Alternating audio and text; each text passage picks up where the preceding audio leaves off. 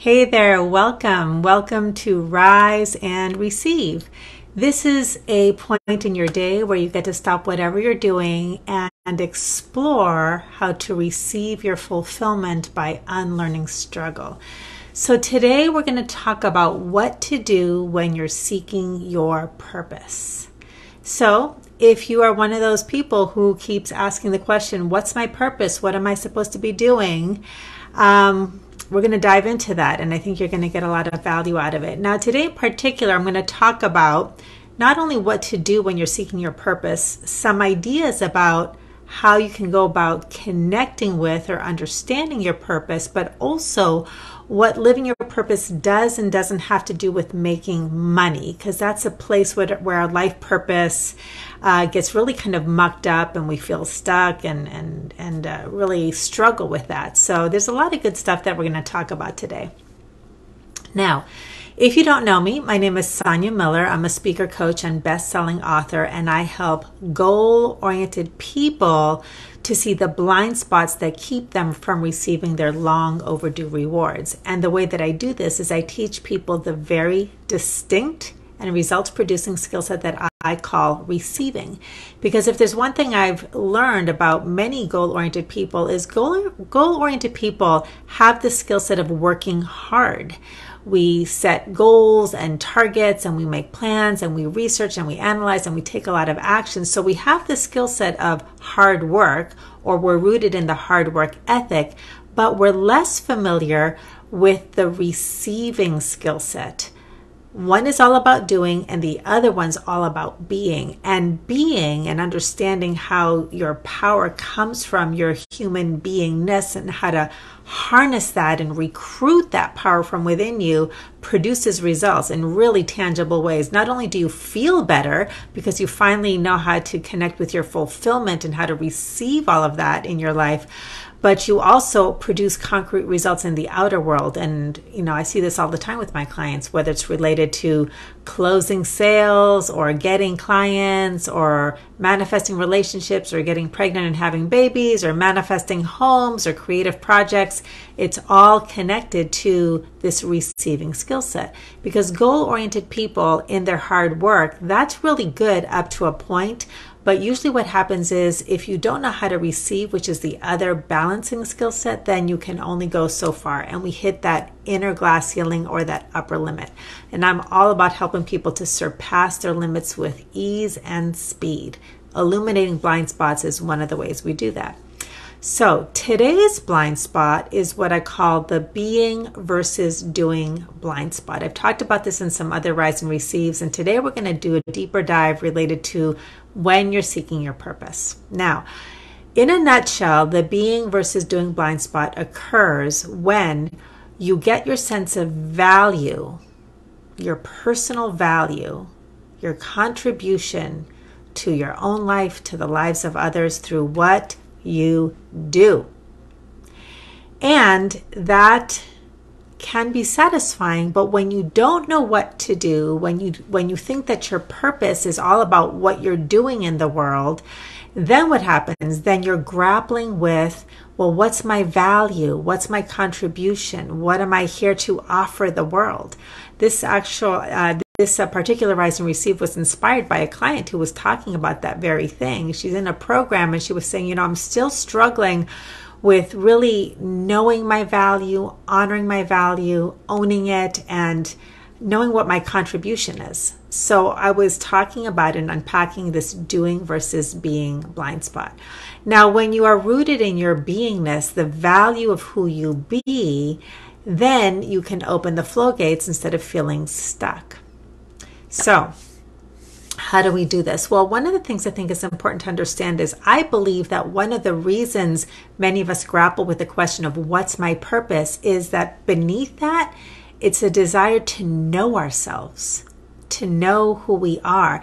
And we have this, I really believe it's this very natural human instinct that if I know who I am, if I'm being purposeful, if I have a life of meaning, then I know who I am. It kind of goes back and forth and hand in hand. So this question about purpose is really about who am I? What is mine to do in this world? So when you start to shift from what do I do to who do I be, how do I be what I'm here to be, then you start to open up the flow. So this particular card from the Receive Oracle card, which is Receive Your Purpose, has a mantra, which is a wonderful way to start opening the flow. And then I'm going to give you an exercise that can really help you. So this mantra is, I am willing to discover the joy, purpose, and power of being me. If you're struggling with the question of what's my purpose, I invite you to stop every time you ask that and breathe and then try this mantra. I am willing to discover the joy, purpose, and power of being me. Because here's the bottom line. There's only one you in this entire universe, and only you can be and do what is yours to be and do. But if you look at what do I do as if there's like a right answer, then you're eliminating from that equation, like, well, who am I being? What's my beingness? So here's a really great way to explore this. All right. One of my favorite ways is I invite you, I call this the peak experience exercise. And allow yourself to think about memories or contemplate experiences, memories, activities where you are having what I call a peak experience. And sometimes what happens in those peak experiences is kind of a feeling that would have sort of if it had that feeling had a voice, it would be something like this. This is why I do what I do, or this is what I'm meant to do. I feel so passionate when I'm being this. I'm so passionate when I'm doing this. It comes with a feeling of fulfillment, of connection, of flow. It's very joyful. It's very fulfilling. And I always say fulfillment is a feeling, not an achievement. And if you start to look at those peak experiences, see if you can describe for yourself who you're being, how you're being, what you're thinking, what you're feeling, what you're doing. Because in those moments, you are not asking any question. There's no lack in that moment. There's no like, what am I supposed to do? You are simply being you fully expressed. And that is your purpose. Your purpose is to be you fully expressed, because when you're being you fully expressed, you're having those experiences of meaning, purpose, and fulfillment. Okay, so try that exercise on for size. And I'll tell you, when I've done this for myself, there were times when, I've been an entrepreneur for more than 2 decades now. And there are times when I have peak experiences and times when, as an entrepreneur, I'm doing stuff that isn't as fun to me. So whenever I connect to my purpose, it's a feeling that occurs in my exchanges with certain people, when I'm creating programs, when I'm teaching programs, and I'm in the flow. And I have those moments where I go, this is why I was put on this planet. And when I connect to that, and then I start being very intentional and mindful about staying connected to that, that's me living my purpose. I went on to tell this client, I go, to this day, I still really can't tell you what my value is or tell you what my contribution is. It's hard to put into words because it's not something you know.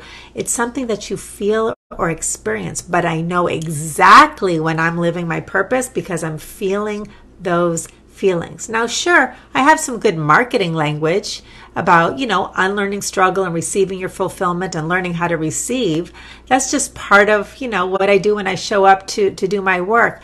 But me living my purpose just comes through when I'm being Sonia. Only Sonia can be Sonia, and only you can be you, and that's your purpose. So I wanted to give you another way of looking at your purpose. Your purpose is not in what you do. It's in who you are being when you are being you fully expressed. So that's another way to explore how to find your purpose. Now, how does this connect to making money and not making money? The beautiful thing about being rooted and anchored and living your purpose from a place of being is you can be living your purpose whether it's a paying job or not. You can know that your purpose is about connecting or being this feeling that occurs when you're listening or when you offer an insight or somebody has an aha or you're in nature or you're with animals. There's so many ways to describe that feeling. When you are connected to that feeling, you can be doing a paying job that isn't necessarily about what you do, but you bring that beingness everywhere. For example, some people might identify with the feeling of being a mentor, a parent, a good friend, a listener. Even that is sort of these like words and identities that are based in doing, but it's really what it means to you. So if you identify as being a good father or a great mom or something like that, you can be that person even if you're, cleaning cars or raking leaves or, just going outside and talking to people that you come into contact with. It's who you're being. You can live your purpose regardless of the job. So you can have that fulfillment of your purpose and your impact and your influence and your value and your contribution anywhere you go, everywhere you go, regardless of how you make money. On the flip side of that, when you're connected to that beingness that you are, one of the things I told my kids a long time ago, before they started college, I said, you know what? The most important thing you can do is keep being in a discovery process about what you love, what brings you passion. Because if you find what you love, you're going to do it a lot. And if you do it a lot, you'll get good at it. And if you get good at it, you can probably make money at it because people will pay for things that people are really, really good at, right? If you're getting your bathroom tiled, wouldn't you rather have it be done by somebody who loves tiling and is really, really good at it and you know that you're going to get what you wanted versus somebody who's just doing it for a job? It's that love factor. It's being in love with it. It's the passion. It's the connection to yourself. It doesn't matter why you love it. If you love it, that's part of you fulfilling your purpose. And then you can get paid for it because you get really good at it. So 2 ways of looking at the money piece around living your purpose. So there you go. That's a new way possibly, or a richer way, or even a deeper way about what to do when you are seeking your purpose. Focus on your purpose coming from who you be versus what you do. And if you keep asking the question, this is the way to invite that clarity. You can do the peak experience exercise or say this mantra. I am willing to discover the joy, purpose, and power of being me. Because your purpose is to simply be and be you. There's only one you that can be or do what you are all about. And that's what the world needs. So if you like this, please please share. It helps me reach the people that I'm here to serve.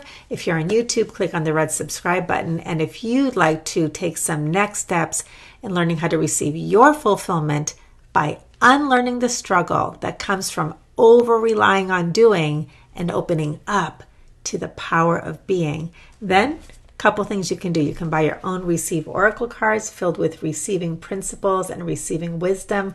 Go to receivecarddeck.com and get your own on Amazon. And I also invite you to consider the 30-day challenge where you can start receiving by creating space 15 minutes a day. It's super powerful. People start receiving right away. Are you willing to make space for that? Well, you need space in order to receive something new. So the power of spaciousness. For that, go to receivechallenge.com and I will see you at the next Rise and Receive. Bye, everybody.